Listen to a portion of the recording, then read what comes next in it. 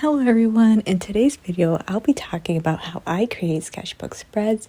I'll be talking about the entire process from the sketching to the inking and then finally the painting process. So let's jump right into it. For this sketchbook spread, I had two main goals. First goal being that I wanted to use a color scheme that I've never used before, or the color scheme that I usually shy away from, and that for me is any color scheme that has orange or green. For whatever reason, I just never use those colors that often. I always shy away from them. So that was one of those goals, just to use it in this sketchbook spread. And then goal number 2 was to use different facial expressions. I always use like a default expression, which is like the smiling expression. So I thought that for this sketchbook spread in particular, to use like expressions that are more lively, and so that each character on the page could kind of like tell their own story with their own facial expression. So yeah. Those are just two different goals that I set for myself. And then whenever I'm designing a sketchbook spread, I always want each element to be unique, yet somehow similar, So what I like to do is I want each character to have a different pose. So for some characters, I will have them like in a standing pose, and then some characters I will draw in like sitting pose, and then some of them I have like a close up of their face. So in that way, all the characters are unique. But then to tie each of the characters together, I'll use like similar colors for all of the characters, so that everything will be nice and cohesive. So like when you open up that part of the sketchbook, you'll see that everything is tied together. And then for this page in particular, I added like a bunny on both the left and the right side of the page, just so that the both pages are similar in some way.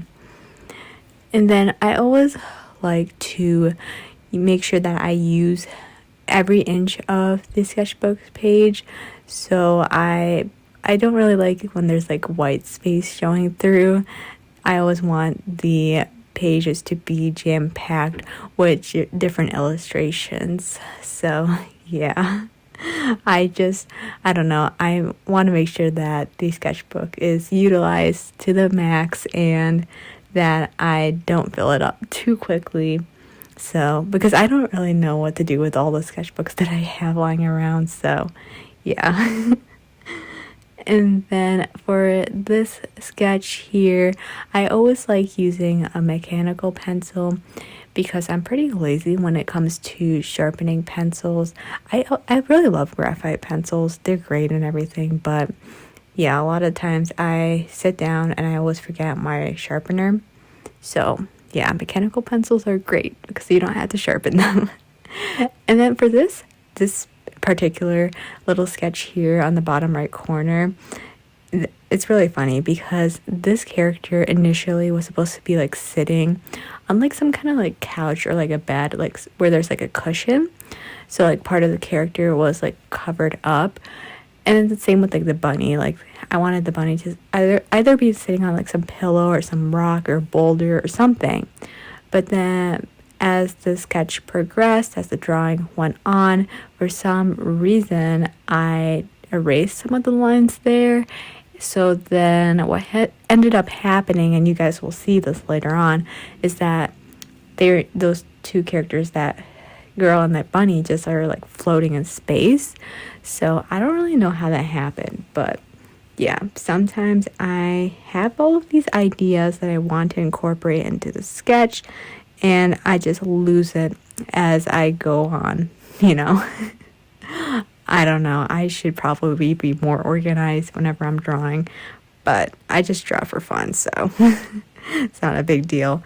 Then for the inking process, I always like to use a fineliner and a brush pen, specifically in the black color. something I want to do in my future drawings is to change up the color of the line art. So like for example, here I colored in the jacket a green color, and you guys will see that later on in the video. So like for that jacket, you know, I probably would want to use like a green color for the line art so that it is more subtle rather than this black color, which is very contrasty and it can be a little bit what's the word I'm looking for, jarring, I guess. So yeah, that's something that I want to try. For whatever reason, I like to always stick to what I know, and I don't really like incorporating new ideas into my art process. So yeah, but I want to grow as an artist, so I really want to push myself. So I like pushing myself just like one thing at a time. So like for this sketchbook spread, like I had 2 goals, and the rest of the drawing process I keep the same, so that in that way, like I just don't, you know, overexert myself, if that makes sense. So I can keep a little bit of my confidence in myself.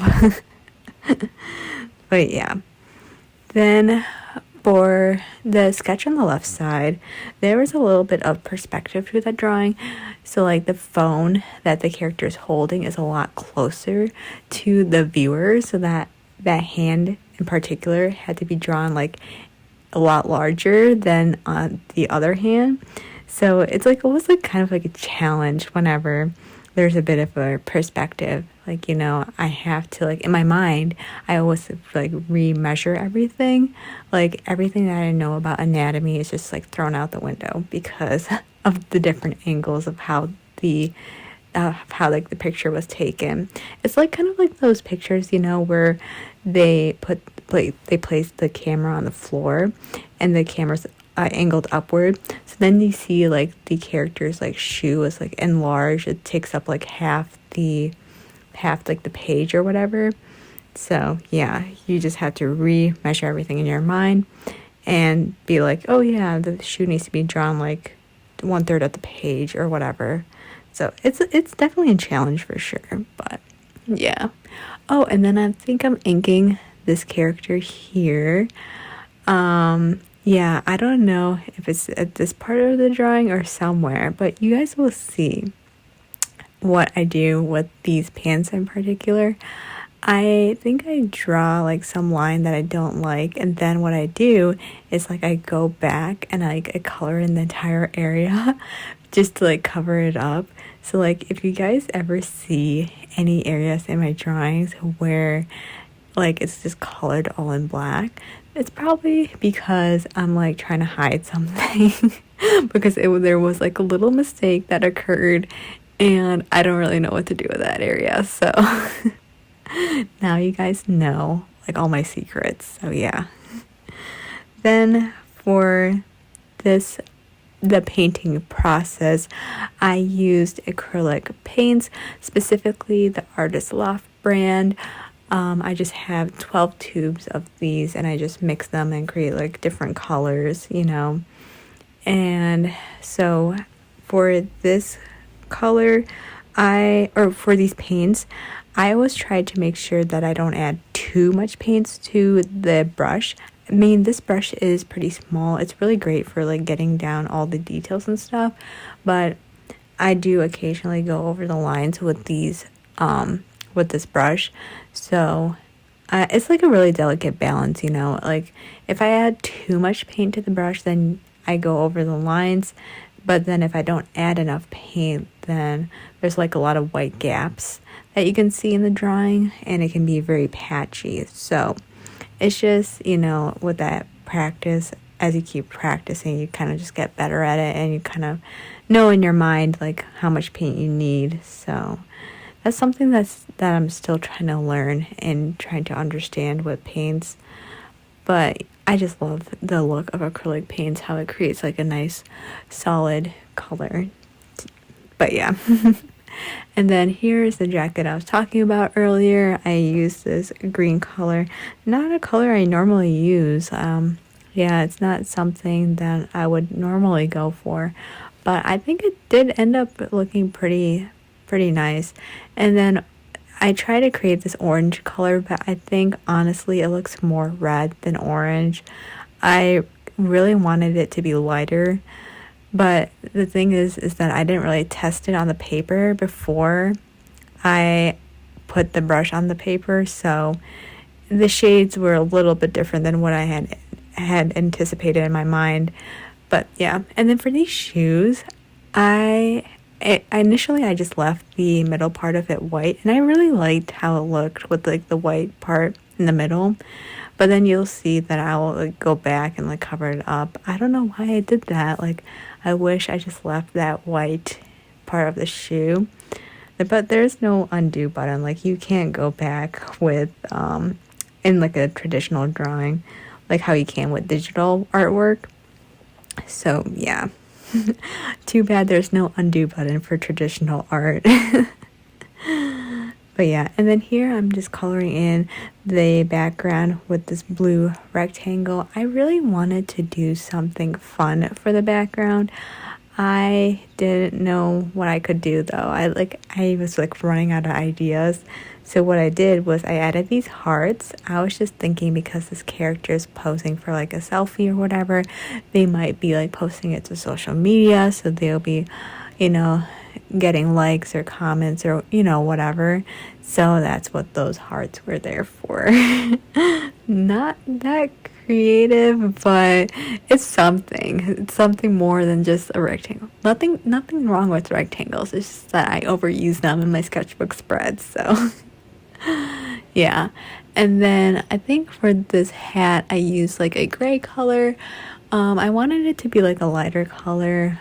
Like I always prefer pastels, so in a way it was kind of good that some of these colors were more vibrant than what I normally use, just to try something different. And then I think I color in the hair orange. Whenever there was like a smaller area on the drawing, I just used the orange color because I didn't want to add too much orange. That was just me trying to avoid that color. I use more blues and greens than orange, I will say that.